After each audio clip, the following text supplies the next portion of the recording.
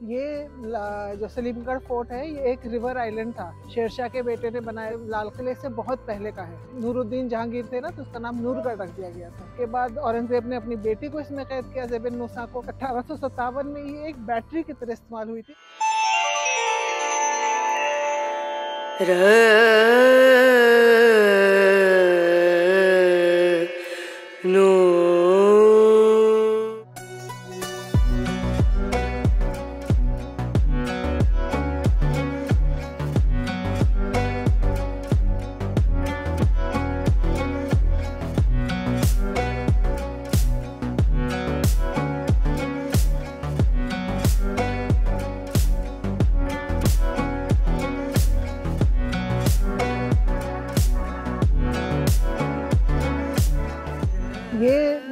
जो सलीमगढ़ फोर्ट है ये एक रिवर आइलैंड था। इस पे बनाया है, शेरशाह के बेटे ने बनाया था और उसका नाम सलीम शाह था। और ये जो है ये लाल किले से बहुत पहले का है। जब लाल किला बना उसके बाद यहाँ पर एक ब्रिज बना के उससे कनेक्ट कर दिया गया। ये जो ब्रिज है तो नया बना है, लेटर मुगल पीरियड में बना था। लेकिन वहाँ पे उससे जाते थे, बोट से जाते थे। और ये कहानियाँ हैं कि जहांगीर वहाँ जाते थे, कि जहांगीर जब आते थे तो वो इसमें सलीमगढ़ में गए। और उसके बाद उनका नाम जो था वो रखा गया था नूरगढ़ इसका, क्योंकि नूरुद्दीन जहांगीर थे ना, तो उसका नाम नूरगढ़ रख दिया गया था। और एक वो भी था, स्टोन था जिस पे इंस्क्रिप्शन लिखा हुआ था इस ब्रिज का, जो अभी म्यूजियम में है।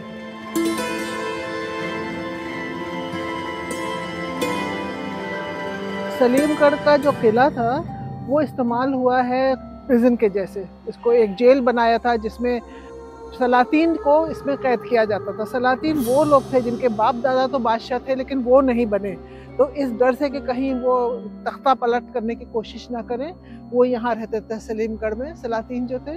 और उसके बाद औरंगजेब ने अपनी बेटी को इसमें कैद किया, ज़ेबिन नुसा को, क्योंकि वो जो थी उसको उनको लगा बगावत कर रही है। और ये हमेशा जेल की तरह ही इस्तेमाल हुआ। अंग्रेज़ों ने इसमें जो INA के प्रिजनर्स थे, तो जो ऑफिसर्स थे वो तो बाउली में रहे थे, लेकिन बाकी लोग जो थे उन्हें यहाँ रखा गया था। 1857 में ये एक बैटरी की तरह इस्तेमाल हुई थी। और यहाँ से सीधा, क्योंकि रिज के ऊपर अंग्रेज थे, तो यहाँ से सीधी जो थी उनकी तोपें जो थी यहाँ पे हिंदुस्तानी सिपाहियों की, वो यहाँ सलीमगढ़ से उनके ऊपर गोला बारूद बरसाती थी।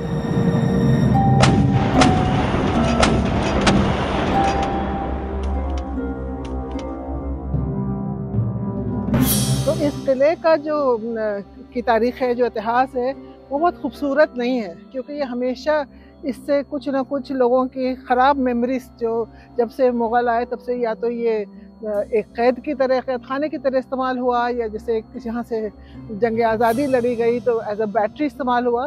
तो इसमें अगर आप वहाँ जाएंगे तो देखेंगे कि मस्जिद हयाती टूटी हुई, बहुत सारी अंग्रेज़ों की बैटरीज हैं वहाँ के ऊपर। तो इसकी मेमोरीज जो है वो बहुत अच्छी नहीं है। लेकिन ये एक रिवर आइलैंड है और इसके बीच जमुना में इसका आइलैंड था, जिसको अब एक ब्रिज बना के ज्वाइन कर दिया गया है। INA के यहाँ पे प्रिजनर्स रखे जो सारे सिपाही थे, उनकी तो बल्कि बड़ी बैरिक्स जो है वो एकदम बंद घुटी घुटी हैं।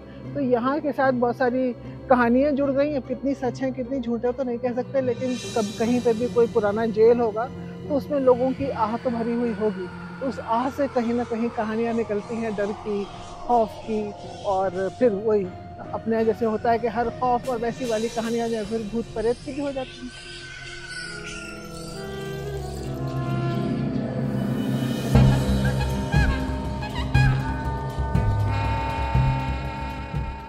इसमें थोड़े दिन पहले तक, कुछ साल पहले तक INA का म्यूज़ियम था। वो अब यहाँ शिफ्ट हो गया है बैरक्स में, लाल किले के अंदर। तो INA का जब तक म्यूज़ियम था तो लोग फिर भी आते जाते रहते थे। अच्छा, इसके साथ ये है कि ये क्योंकि इसके बीच में से रेलवे लाइन जाती है, तो इस पर ब्रिज के वजह से ऊपर से जाना पड़ता है। तो ये कुछ रास्ता भी जो है ना यहाँ से थोड़ा बेतुका है। वहाँ पे CISF लोग रहते हैं, तो सिक्योरिटी ज़्यादा है, जाने भी नहीं देते। जब लोग जाएंगे नहीं तो फिर उसके बारे में जानेंगे कैसे। तो इसकी हिस्ट्री ही इतनी खूबसूरत नहीं है कि इसके ऊपर कोई ज़्यादा वो करे। इसकी खूबसूरत हिस्ट्री जहांगीर के वक्त तक है, कि जहांगीर जो थे उनकी एक कहानी है, कोई यहाँ आए थे और उन्होंने ईस्टर सेलिब्रेट करी थी सलीमगढ़ में। तुर्क डायनेस्टी जो थी शेरशाह के बाद ख़त्म ही हो गई थी ऑलमोस्ट, तब भी कोई इतना बहुत बड़ा आलिशान नहीं बना होगा, सिंपल सा बना था। एक है ही नहीं कुछ ऐसा जिसके ऊपर वो पहले तो एक वो 2 कमरे थे प्रिजन से, जिसमें एक में म्यूजियम था एक में प्रिजन था, जो उनकी INA की प्रिजन थे, वो सब नए बने हुए हैं।